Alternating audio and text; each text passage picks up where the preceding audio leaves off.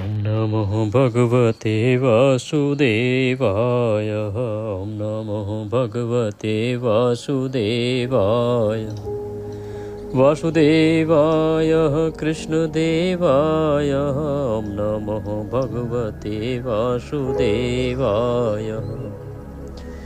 सभी संगत को नमस्कार है। जो दर्शक हमें लाइव के माध्यम से यूट्यूब पर सुन रहे हैं, देख रहे हैं, जो वीडियो के माध्यम से देख रहे हैं, सभी को नमस्कार है। आज हम सुनेंगे कार्तिक मास महात्म्य का नवम अध्याय, जिसमें वर्णन आरंभ होगा। राजा पृथु पूछ रहे हैं कि नारद मुनि, आप बताएं कि जो तुलसी हैं, जिनकी इतनी अधिक महिमा है कार्तिक में, इनका उद्गम कैसे हुआ? ये कौन थी? ये कहाँ से भगवान विष्णु को इतनी प्रिय हुई? कैसे इतनी प्रिय हुई कि भगवान विष्णु ने इन्हें अपना स्थान तक दे दिया? आखिर ऐसा क्या घटनाक्रम हुआ जिसके कारण माता लक्ष्मी तुलसी से चिढ़ने लगी, जलने लगी? और क्यों भगवान विष्णु को भोग नहीं लगता तुलसी के बिना, लेकिन देवी पर तुलसी कभी नहीं चढ़ाई जाती? ये सारा वृतांत आज हम 9वें अध्याय और 10वें अध्याय में करेंगे। आज हम 9वां सुनेंगे क्योंकि अध्याय बहुत बड़ा है, और कल हम सुनेंगे 10वां अध्याय। इसी में आएगी जलंधर की कथा कि जलंधर का किस प्रकार से जन्म हुआ और कैसे वो जलंधर बना, क्या उसके घटनाक्रम रहे, और तुलसी के साथ उसका क्या लिंक है, किस प्रकार से तुलसी और जलंधर का संबंध है। ये सभी आप इस कथा में सुनेंगे। कथा आरंभ करें उससे पहले आपसे निवेदन है, कृपया कथा सुनते सुनते भगवान का नाम अवश्य स्मरण करें, और संभव हो तो लिखें। हमारे वीडियो पर जो लोग जुड़े हुए हैं उनके पास ऑप्शन है कि आप चाहें तो कमेंट बॉक्स में ओम नमः भगवते वासुदेवाय या जय श्री हरि, जय तुलसी माता लिख सकते हैं। क्योंकि भगवान की कथा सुनते सुनते उनके नाम का स्मरण करना, उनके नाम को या उनके मंत्रों को लिखना अति शुभ और बहुत ही उत्तम माना जाता है।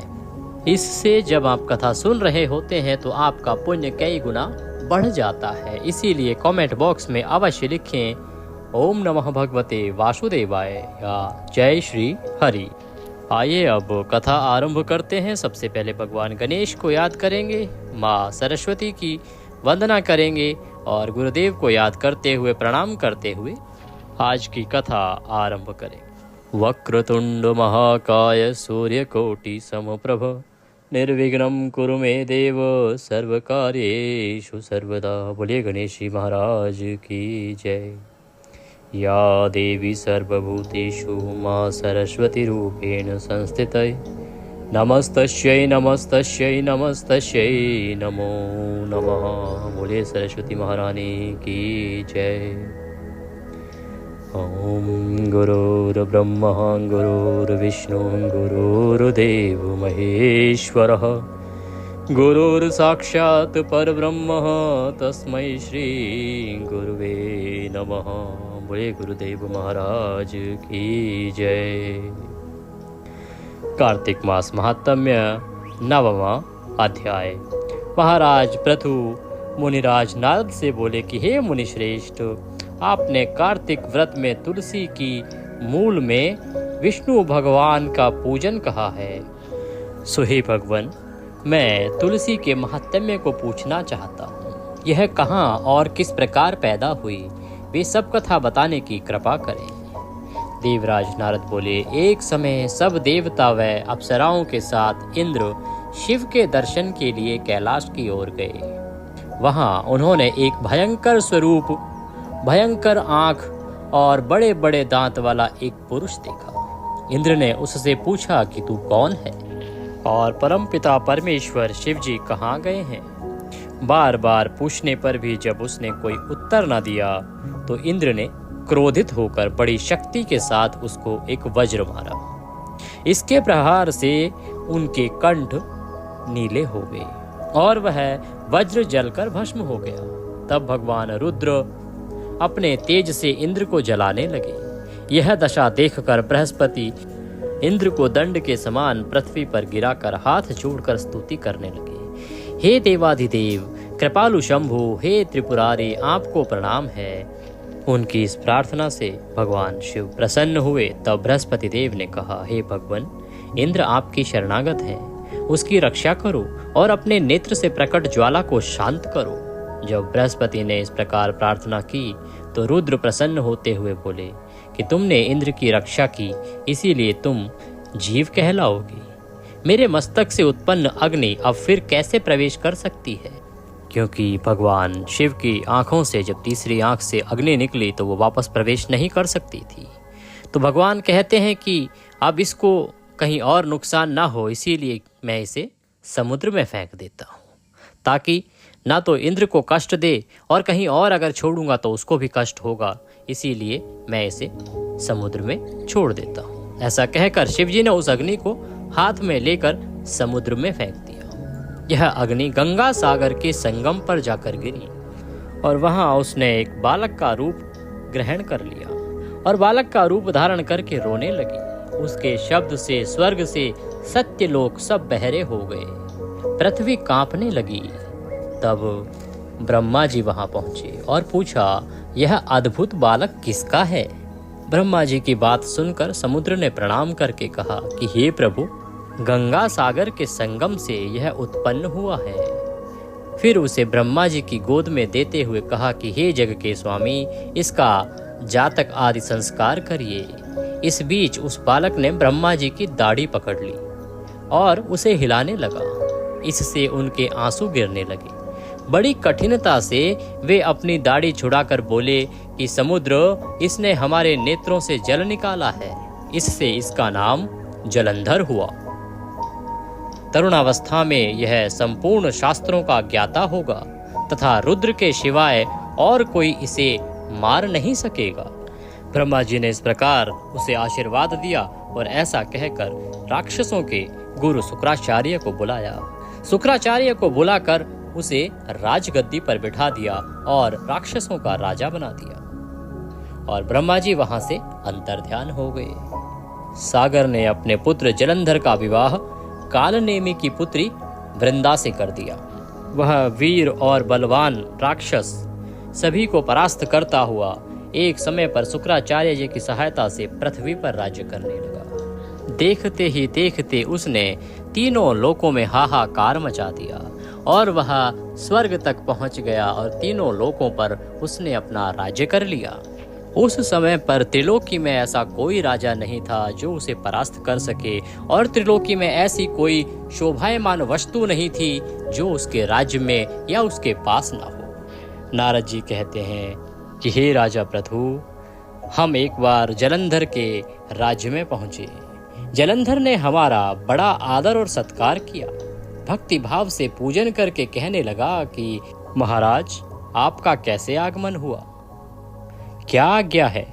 हमने कहा कि दैत्यराज, मैं कैलाश गया था, वहां पार्वती सहित अद्भुत शैव और उनका वैभव देखा तो चकित हो गया कि क्या ऐसा वैभव किसी और का भी हो सकता है। ऐसा विचार कर तीनों लोकों में भ्रमण करता हुआ यहाँ पर आया हूँ। यहाँ आकर तुम्हारी समृद्धि भी देखी। तुम्हारे और शिव के वैभव में और कोई अंतर नहीं है, किंतु तुम्हारा वैभव स्त्री रहित है। भस्म लेपन करने वाले राग रहित कामदेव के शत्रु शिव के पास स्त्री रत्न जैसी पार्वती है। वैसे यद्यपि तुम्हारे पास अनेक सुंदरियां हैं, परंतु उनमें से कांतिमान पार्वती की तुलना कोई भी नहीं कर सकती। पार्वती के समान कांतिमान तुम्हारे पास कोई स्त्री नहीं है। नारद जी कहने लगे कि हे राजा प्रभु, हम तो इतना कहकर वहां से चले आए, परंतु जलंधर ने पार्वती जी की इतनी सुंदरता सुनकर वह काम ज्वर से पीड़ित हो राहु को बुलाकर शिव के पास भेजता है। राहु उसी समय चंद्र के समान उज्जवल कैलाश को काला करता हुआ कैलाश पर पहुंचता है। कैलाश पर उसे द्वार पर द्वारपाल नंदी मिलते हैं। जब उन्होंने रोका तो राहु ने उन्हें संदेश दिया और भगवान शंकर के कहने पर उसे भगवान शंकर के सामने उपस्थित किया। जब वह भगवान शंकर के सामने पहुंचा तो राहु कहने लगा कि हे शिव, तीनों लोकों के नाथ और सब रत्नों के स्वामी जलंधर की आज्ञा सुनो। शमशानवासी तथा नरमुंडों की माला धारण करने वाले जटाजूटधारी तुम्हारे जैसे अवधूत के पास पार्वती जैसी परम सुंदरी स्त्री शोभा नहीं देती। मैं तीनों लोकों का नाथ, सब रत्नों का स्वामी हूँ, क्योंकि पार्वती भी स्त्री रत्न है, अतः वह मेरे साथ ही शोभा दे सकती है। तेरे जैसे भस्म धारण करने वाले योगी के पास नहीं रह सकती। नारद जी कहने लगे कि हे राजा प्रभु, राहु के इतना कहते ही श्री शिव जी ने अपनी प्रकृति अर्थात भौहों में से एक अति भयंकर पुरुष को उत्पन्न किया, जिसका सिंह समान मुख, जलती हुई अग्नि के समान लाल लाल नेत्र और शरीर पर खड़े हुए बड़े बड़े बाल थे। उत्पन्न होते ही जब वह राहु को खाने के लिए आगे बढ़ा तो राहु भयभीत होकर कहने लगा कि हे शिव, मैं ब्राह्मण हूँ, मैं ब्राह्मण हूँ, मैं ब्राह्मण हूँ और दूत भी हूँ, अतः तुम मुझको मत मारो। ऐसा कहने पर शिव ने राहु को पकड़कर आकाश में फेंक दिया। तब वह भयंकर पुरुष राहु को छोड़कर शिव के पास आया और कहने लगा कि मैं भूखा हूँ, मुझे खाने के लिए कुछ दो। तब शिव जी कहने लगे कि तुम अपने हाथ पैरों को खा जाओ। जब वह हाथ पैरों को खाता हुआ सारे धड़ को खा गया, केवल मुख ही बचा, तब शिव जी ने प्रसन्न होकर कहा कि आज से तुम्हारा नाम कीर्तिमुख होगा और तुम हमारे द्वारपाल होगे। पहले तुम्हारी पूजा होगी, तुम्हारी पूजा बिना हमारी पूजा निष्फल होगी। इसीलिए तभी से भगवान शंकर के द्वार पर कीर्तिमुख की पूजा करना अति महत्वपूर्ण माना जाने लगा। उधर राहु आकाश में जाकर बर्बर देश में गिरा। जब जलंधर को राहु की इस दशा का पता चला तो राहु की ऐसी दशा देखकर उसे बड़ा ही क्रोध आया और वह दैत्यों की 1 करोड़ सेना लेकर अपनी पुरी से बाहर निकला। बाहर निकलते ही सामने 1 आंख वाले शुक्राचार्य और राहु मिले। इनके अतिरिक्त और भी अनेक अपशकुन हुए, परंतु वह रुका नहीं। तब दैत्य सेना सारे आकाश में छा गई। जब देवताओं ने जालंधर की कैलाश पर चढ़ाई देखी तो छिपकर शिवजी महाराज को खबर दी। श्री शिवजी ने उसी समय विष्णु भगवान का स्मरण किया। स्मरण करते ही भगवान विष्णु वहां आकर उपस्थित हो गए। तब शिवजी ने कहा कि हे भगवान, आपने देवताओं को पीड़ा देने वाले इस दैत्य को मारा क्यों नहीं? इतना ही नहीं, आप वहां जाकर उसके घर में विराजमान क्यों हो गए? तब विष्णु कहने लगे कि यह आपके अंश से उत्पन्न हुआ है और लक्ष्मी जी का भाई है, इस कारण हमने इसको नहीं मारा। यह आपके ही हाथों से मारा जाएगा और इसे ब्रह्मदेव का वरदान भी है कि इसे इस सृष्टि में आपके सिवा कोई नहीं मार सकता। हे प्रभु, मैं जब इससे युद्ध कर रहा था तो इसने युद्ध में पराजित होने के बाद मुझे भक्तिपूर्वक जीत लिया और मुझे सदा सदा के लिए अपने राज्य में रहने के लिए निवेदन किया, क्योंकि इसने मेरी आराधना की थी और मैंने इसे वचन दिया था। इसीलिए वचनबद्ध होकर मैं और लक्ष्मी, जो कि इसे भाई मान चुकी हैं, इसके राज्य में निवास करने लगे। हे प्रभु, अब समय आ गया है जब आप इसका विनाश करो और तीनों लोकों को इसके अत्याचारों से मुक्त कराओ। तब भगवान शिव बोले कि वह बहुत ही तेजस्वी दैत्य है, ये ऐसे नहीं मारा जाएगा। आप सब इसको मारने के लिए अपना अपना तेज दीजिए। तब विष्णु सहित सभी देवताओं ने अपना अपना तेज दिया। इसके बाद शिवजी इस तेज को इकट्ठा करके ज्वाला माली सुदर्शन चक्र बनाते हैं और वज्र बनाकर जलंधर से युद्ध करने को तैयार होते हैं। शिवजी की बहुत सी गणों की सेना तैयार होती है, जिसमें देवगण भी आकर सम्मिलित हो जाते हैं। उधर कैलाश के निकट जलंधर अपनी सेना लेकर आ पहुंचा। इधर कीर्तिमुख, नंदी आदि सब गण और देव सेना भी मैदान में आ डटी। तब जलंधर और देवताओं का ऐसा भयंकर संग्राम होने लगा।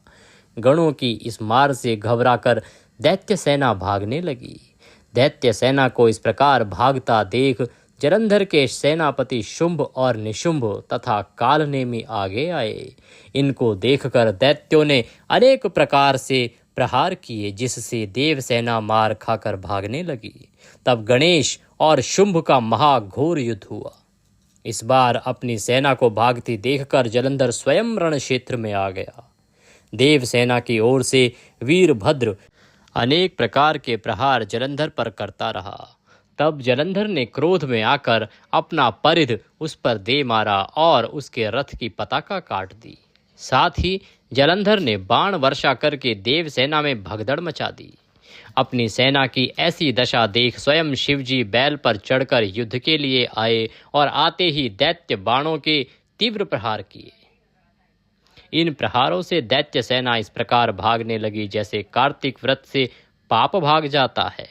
उसी समय शिवजी ने अपने बाणों के प्रहार से खड़गारोमा का सिर काट डाला और पृथ्वी पर गिरा दिया। तब जलंधर ने महाघोर ललकार की तो शिवजी ने उसके रथ के घोड़ों और सारथी को भी मार गिराया। तब जलंधर पैदल ही अपना खड्ग लेकर शिवजी की ओर दौड़ा। शिवजी ने तत्क्षण एक मुक्का उसकी छाती में मारा जिससे कि वह कुछ विचलित हो गया। इस प्रकार जब दैत्य ने देखा कि शिव अजय हैं तो उसने गंधर्व माया रची और गंधर्व और अप्सराएं नाचने और गाने लगी।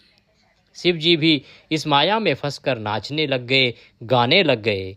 जलंधर दैत्य श्री शिवजी को माया में फंसा देखकर महादेव जी का रूप धारण करके पार्वती जी के पास गया और वहां मां पार्वती का रूप देखकर वह कामांध हो गया। पार्वती महादेव को आया देखकर खड़ी हो गई, परंतु तत्काल ही राक्षसी माया समझकर वहां से अंतर ध्यान हो गई। तब जलंधर पुनः युद्ध भूमि में आया। उधर जलंधर के चले जाने के बाद पार्वती जी भगवान विष्णु का स्मरण करने लगी। माँ पार्वती के इस प्रकार स्मरण करने पर भगवान विष्णु वहां पर प्रकट हुए। भगवान विष्णु को माँ पार्वती ने सारी व्यथा और कथा कह सुनाई। तब भगवान विष्णु कहने लगे कि ये जलंधर अपनी पत्नी के सतीत्व के व्रत के कारण जिंदा है और जब तक उसका सतीत्व जिंदा है वो उसकी रक्षा करता रहेगा और जलंधर को कोई नहीं मार पाएगा। लेकिन अभी जो इसने किया है, इसने स्वयं ही अपने मृत्यु का मार्ग प्रशस्त कर दिया है, स्वयं ही अपनी मृत्यु का रास्ता बता दिया है।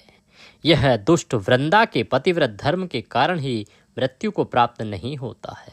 अतः देवताओं के कार्य तथा भक्तों की रक्षा करने के लिए हमको ही वृंदा के धर्म को भंग करने का घोर कर्म करना पड़ेगा।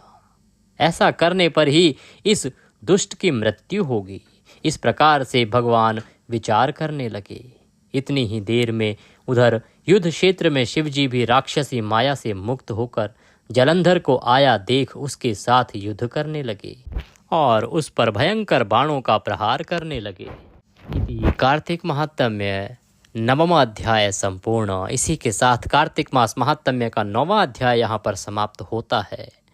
आगे की कथा कि किस प्रकार से भगवान विष्णु वृंदा का सतीत्व भंग करते हैं और किस प्रकार से होती है जलंधर की मृत्यु और सृष्टि को मिलती है उसके अत्याचारों से मुक्ति, ये हम सुनेंगे कल 10वें अध्याय में।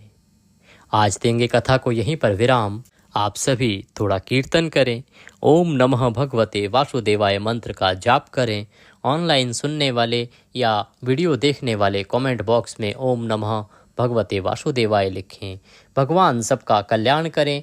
इसी के साथ जो अन्य कथाएं हैं, 5 कथाएं जिनमें प्रमुख है धर्मराज की कथा, तुलसी माता की कथा, बुढ़िया माई और कृष्ण जी के कांधे की कथा तथा इल्ली और घुन की कथा। इन कथाओं को आप प्रतिदिन अवश्य सुनें क्योंकि ये वो कथाएं हैं जो महात्म्य के साथ प्रतिदिन व्रती को और कार्तिक स्नान करने वालों को सुननी ही चाहिए। ये सभी कथाएं हमारे चैनल पर उपलब्ध हैं। अगर आपको ना मिलें तो आप कमेंट बॉक्स में लिखकर पूछ सकते हैं, हम आपको उसका लिंक यहाँ से प्रदान कर देंगे। इसी प्रकार से कार्तिक महात्म्य सुनते रहें, कार्तिक स्नान को सफल बनाते रहें और धर्म पुण्य के कार्य करते रहें। भगवान सबका कल्याण करे। देवभूमि ज्योति संस्थान के देवभूमि धार्मिक यूट्यूब चैनल पर अभी के लिए इतना ही। कल हम सुनेंगे 10वां अध्याय।